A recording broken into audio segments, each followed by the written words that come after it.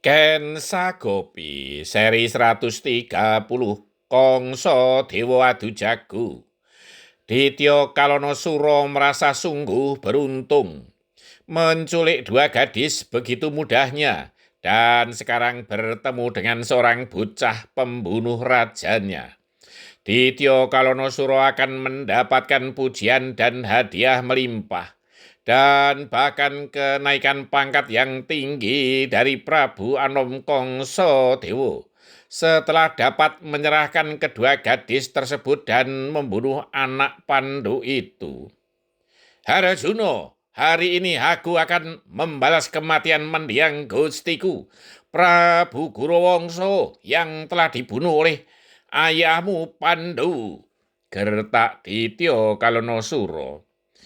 Hari ini aku akan mengantarkan nyawamu menyusul mendiang rajamu Gurowongso, raja yang jahat.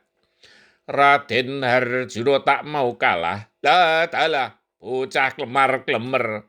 Bocah kemarin sore berani berkata lantang menantang Senopati Guo Barung. Ejek Ditya Kalonosuro. Para cecunguk Ponokawan mundur, akan aku bantai anak ingusan ini. Bentak Ditya Kalonosuro yang marah. Ah, sadis, gerutu Bagong. Sadis kuwi panganan apa, Gong? Jeleduk Petruk. Ki Lurah Semar kemudian menjaga dua gadis yang masih pingsan. Sedangkan Gareng Petruk dan Bagong menjauh saling berjauhan.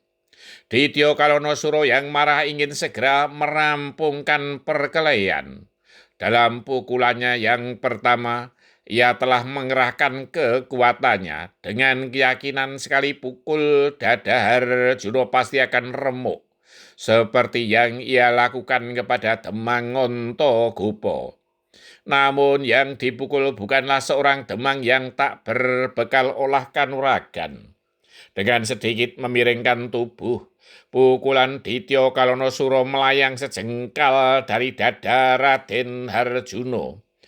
Ditya Kalonosuro yang tidak mengira sama sekali justru terhuyung oleh tenaganya sendiri yang terbuang.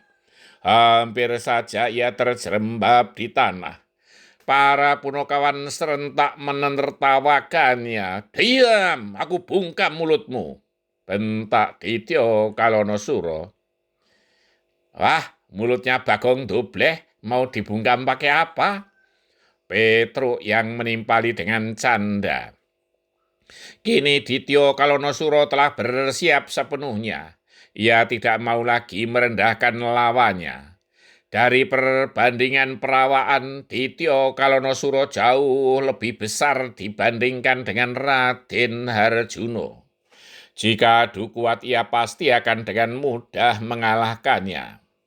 Raden Harjuno sepintas seperti orang yang tak berotot dan tak bertenaga. Namun setelah beberapa jurus, pukulan Ditya Kalonosuro belum bisa mengenai tubuh Raden Harjuno. Bahkan menyinggol kainnya pun belum bisa. Raden Harjuno ternyata mampu bergerak cepat, mampu mengelakkan setiap serangan Ditya Kalonosuro.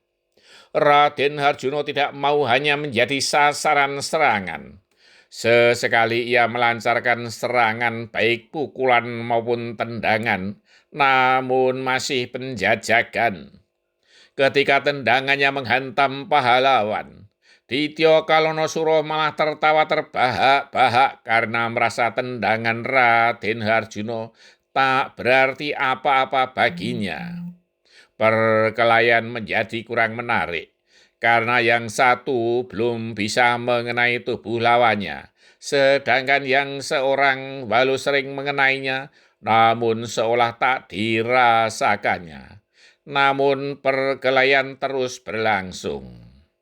Sementara itu, Raden Ugrasena yang tengah memacu kudanya untuk mengejar Ditya Kalonosuro yang menculik Rara Ireng dan Rarasati telah sampai di luar Kademangan Widara Kandang. Tak disangka ketika sampai di perempatan jalan, Ia berpapasan dengan dua anak muda keponakannya, Raden Kokrosono dan Raden Noroyono yang dalam perjalanan pulang ke Widoro Kandang. Segera ia menghentikan laju kudanya. Setelah saling menyapa, Raden Ugrasena pun menceritakan kejadian yang menimpa Kademangan Widoro Kandang. Bersambung. Kita tunggu pertarungan okol melawan akal. Siapa yang akan unggul?